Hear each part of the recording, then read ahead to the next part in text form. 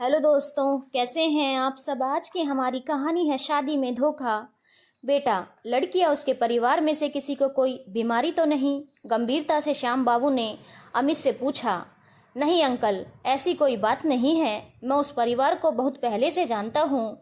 वो लोग बहुत ही सरल और शांत स्वभाव के हैं और पलक तो मेरे ही कॉलेज में पढ़ती है।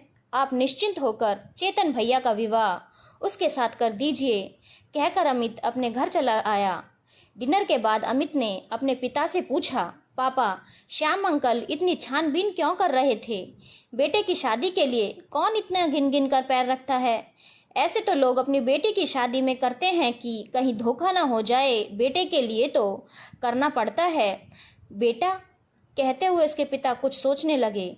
अमित को कारण जानने की जिज्ञासा थी, सो उसने पूछ लिया, क्यों पापा, प्लीज बताइए ना।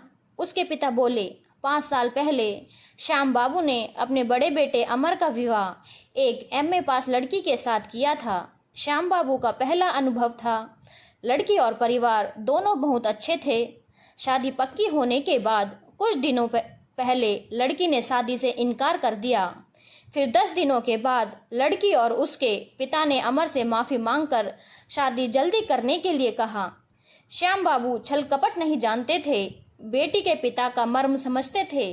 इसीलिए 15 दिनों के अंदर ही मुहूर्त निकलवा कर अमर का ब्याह कर दिया गया। 1 सप्ताह बाद दोनों मुंबई चले गए। इतना कहकर अमित के पिता चुप हो गए। फिर पापा, अमित ने पूछा।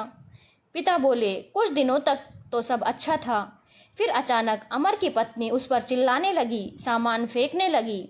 अमर कुछ समझ नहीं पा रहा था। उसने सोचा धीरे धीरे सब ठीक हो जाएगा, पर ऐसा नहीं हुआ। लोगों के सामने तो उसका व्यवहार बहुत अच्छा होता, लेकिन अमर के साथ जानवरों से भी बदतर। पिता को दुख होगा यह सोचकर अमर ने कुछ नहीं बताया, लेकिन बेटे से मिलने जब श्याम बाबू मुंबई गए और तब बहू का जो रूप देखा तो दंग रह गए। उसके माता पिता बोले, हमारे साथ भी करती है, पर आप चिंता न करें, वो ठीक हो जाएगी। अमर ने डॉक्टर से परामर्श किया।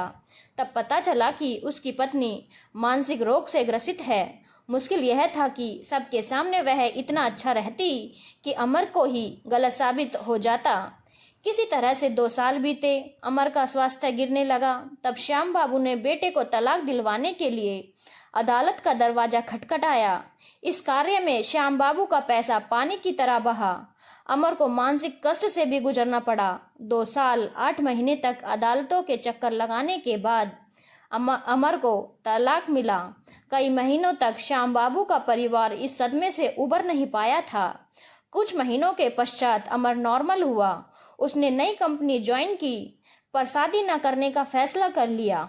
इसीलिए चेतन के विवाह में तुम्हारे अंकल इतनी पूछताछ जांच पड़ताल कर रहे हैं, ताकि फिर से कहीं बेटा, वैवाहिक धोखा सिर्फ लड़की वालों के साथ ही नहीं होता, लड़के वालों के साथ भी होता है। वे भी चले जाते हैं। बेटी हो या बेटा, औलाद की खुशी के लिए माँ बाप को गिन गिन कर पैर रखने ही पड़ते हैं। कहते हुए उन्होंने अमित के सिर पर प्यार से हाथ फेरा। तब तो पापा, आप मेरी शादी में भी क्यों नहीं? बाप बेटा दोनों मुस्कुराने लगे। धन्यवाद दोस्तों। अगर आपको कहानी अच्छी लगी हो तो चैनल को लाइक, शेयर और सब्सक्राइब करना ना भूलें।